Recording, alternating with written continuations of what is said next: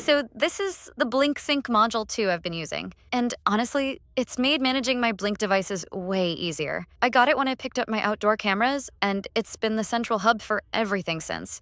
You can connect up to 10 Blink devices through the app, and everything just works together smoothly. I've got my doorbell hooked up too, so all my cameras and alerts are running through this one system. What I really like is the local storage option. You can plug in a USB flash drive and store all your clips without needing a cloud subscription. It's super easy.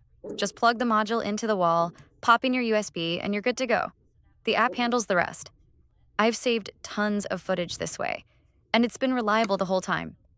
I've been really happy with Blink products overall.